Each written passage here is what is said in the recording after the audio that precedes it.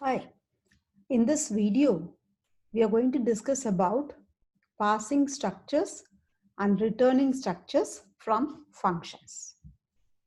So there are two ways of passing structures to function, one by pass by value, another by pass by reference. So pass by value is you're going to pass the value of a structure to a function parameter.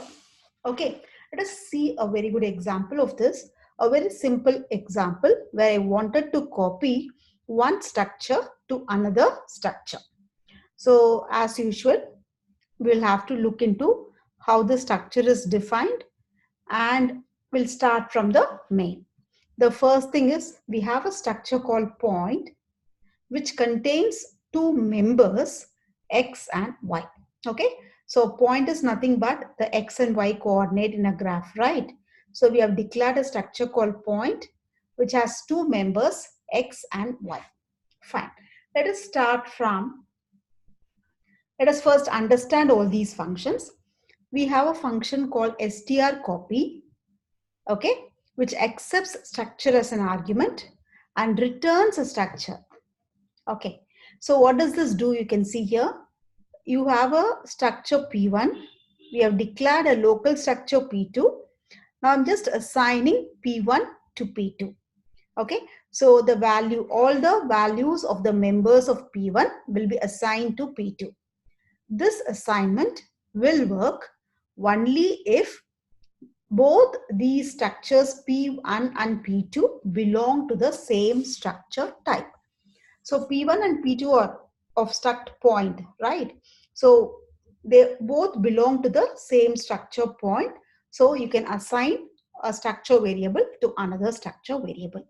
Then I'm returning a structure. Okay. So this strcopy accepts a structure as a parameter, assigns it to another structure and returns it. This strprint method accepts a structure, then just prints the members of the structure, right? So let us start from the main. The execution always starts from the main. So here we have declared two structures, P1, P2. P1 is initialized with values 1, 2, meaning P1 dot x is equal to 1, P1 dot y equal to 2, right? Okay. Now I'm passing this P1 to this function strcopy. So what does this do? This P1's x and y values pass to this P1. Okay. Now this P1 is assigned to P2. Then P2 is returned back. So the structure variable which is returned from this function will be assigned to this variable. Correct? So strcopy function accepts a structure as an argument, goes here, assigns P1 to P2, returns P2. So whatever structure which is returned is assigned to P2. Now what does this statement do? It copies P1 to P2. Okay. Now strprint of P2. So it goes here. It prints P2's x and P2's y. Right. So now when you see here, you have a structure P1 and P2. Now you're passing by value. The values of P1.x and P2.x, actually the values of the members of P1 are passed here. Okay, so this P1 is assigned to P2 and you're returning a structure. So it's very similar to other variables. Returning a structure is very similar to other variables. If a function returns an integer, my return type will be int. Here the function returns a struct point. So my return type is struct point. That's how the data type is declared, right? The variable is declared for a structure, right? So everything is the same. So what is pass by value? So pass by value is you're passing the values of a variable to the function. Fine. The next one is pass by reference. So we are trying to pass the address of a structure to another structure. So what happens here? Now you're passing the address itself. So any changes you make inside the function, any changes you make in the formal parameter will be actually reflected in the actual parameter because it actually changed the value present in the location, original location, correct? Say for example, same thing here. Here we are trying to add, okay, two structures. Okay, now let us understand here. We have a structure point which has got two members X and Y. Starting from main, P1 is a structure which has values 1 and 2. P2 is a structure which has values 2 and 3. And there is another structure called P3. We are going to use this P3 to add P1 and P2. Okay, so P3 will be P1 plus P2. Now, you're calling this function stradd, where you're passing P1 and P2 by value. Okay, and P3 by reference. You can see the ampersand here, the address of P3. Why are we passing this P3 by references? Because here I'm going to change P3's value. That is, I'm going to add P1's X and P2's X and store it in P3. P1's Y and P2's Y and store it in P3's Y. So I'm not going to return this P3. Okay. But actually what happens here, this P3 is pointing to the actual address. So any changes I make in this P3 is actually changed in this P3 because it's going to point to the same original location of P3. That's why we are not returning any value here.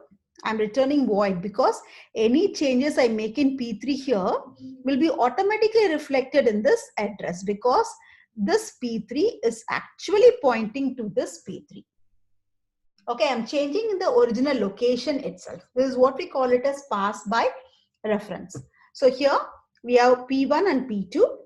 Now we are passing P1, P2's value, that is 1, 2 and 2, 3. The value is being passed. Then I'm passing the address of P3 because I wanted to add P1's X and P2's X. Store it in this P3's X.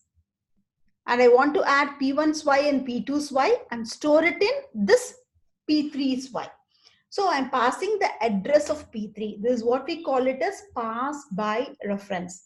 When you pass the address, automatically it will be accepted only by a pointer because only pointer can hold the address. So what is this?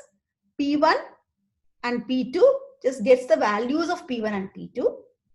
This P3 is a pointer pointing to the location of this P3. So any changes you make in this P3, actually I am changing this P3 because this is pointing to this location. So any changes, that is this P3 and this P3 point to the same location. So any changes you make in this P3 means I'm changing the value present in the original address. That's the beauty of pass by reference. So I need not return any value because I'm using pass by reference. This P3 is pointing to this location. So any changes I make here, I'm making it here only. Okay. Okay. So now what we are doing, we have 2 point structures, P1 and P2. So I'm adding P1's X and P2's X and storing it in P3's X. So P1's X is 1, P2's X is 2, correct? 1 and 2. So 1 plus 2 is 3. So 3 will be stored in P3's X. Now one new thing here is you can see there is a dot operator. Here you can see there is an arrow operator. So dot operator are used for normal structure variables. So actually dot operator is used to access the members of a non-pointer structure variables. Arrow operator is used to access the members of structure pointers. Okay, so P3 is a pointer, right? A structure pointer. So I will have to access its members using arrow operator. Then what is it doing? P1's Y is added with P2's Y and stored in P3's Y. That is, this 2 and 3 is added and now P3's Y will be 5. So now what happens? When I change P3's X and P3's Y, I'm actually changing the value present in this location because this P3 is pointing to this location. Okay, now when I try to print P3 is X and P3 is Y, I'll be getting 3 and 5 because I've actually changed the original value. Hope you understand this. Thank you.